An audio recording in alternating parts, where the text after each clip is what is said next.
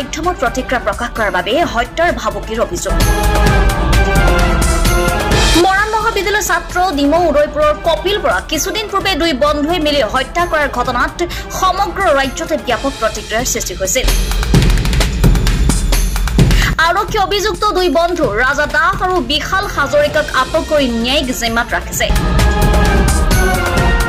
কপিল বৰাৰ হত্যাকাৰী শাস্তিৰ দাবীত উদয়পুৰ চকলাপথাৰ অঞ্চলৰ কেবা শতাধিক ৰাইজে কেবাদিনো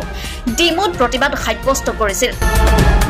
বিভিন্নজনে সামাজিক মাধ্যমযোগে নিজৰ প্ৰতিক্ৰিয়া প্ৰকাশ কৰিছিল কপিল বৰাৰ ন্যায়ৰ বাবে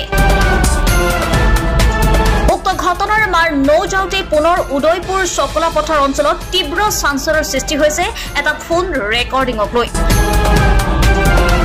য'ত অভিযুক্ত ৰাজা দাসৰ পিতৃয়ে উদয়পুৰৰ বিজয় দাসক ফোনযোগে বিভিন্ন ধৰণৰ মন্তব্য কৰাৰ উপৰিও পুত্ৰ ওলাই আহিলে হত্যাৰ ভাবুকি দিয়াৰ অভিযোগ উঠিছে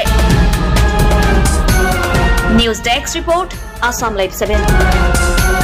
আপোনালোকে নিশ্চয় গম পাইছিলে আজি কেইদিনমানৰ আগত উদয়পুৰৰ যুৱক দুজন ৰাজা আৰু বিশাল হাজৰিকাই নিৰ্মমভাৱে আমাৰ চকলাপথাৰ কপিল বৰাক হত্যা কৰিছিল আৰু তাৰ বাবে আমি প্ৰতিবাদ কৰিছিলোঁ আৰু অনাগত দিনতো আমাৰ প্ৰতিবাদ চলি থাকিব যেতিয়ালৈকে কপিল বৰা ন্যায় নাপাব তেতিয়ালৈকে আমাৰ প্ৰতিবাদ চলি থাকিব আৰু আমি এতিয়া গম পাইছোঁ বিশেষকৈ আমাৰ উদয়পুৰ গাঁৱৰ গবৰ সিং আৰু ৰৌবাকে জীৱন দাস নে কি বুলি কয় তেওঁ কিবা প্ৰতিক্ৰিয়া দিছে যে মোৰ আৰু কাইলৈ ওলাই আহিব আকৌ বেলেগ এটা কাটিবগৈ কিন্তু আমি জীৱন দাসক এই ভিডিঅ' যোগেদি মই স্পষ্ট ভাষাৰে কৈছোঁ আপোনাৰ এনেকুৱা মানসিকতাৰ পৰা দূৰত থাকক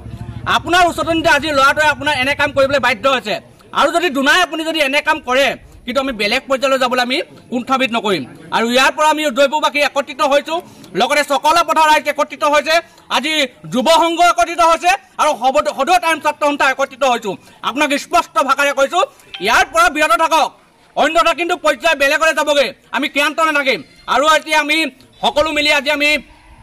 আজি আলোচনা কৰি এখন আমি আৰক্ষী বিষয়ালৈ যাবলৈ বিচাৰিছোঁ আমি চৰকাৰ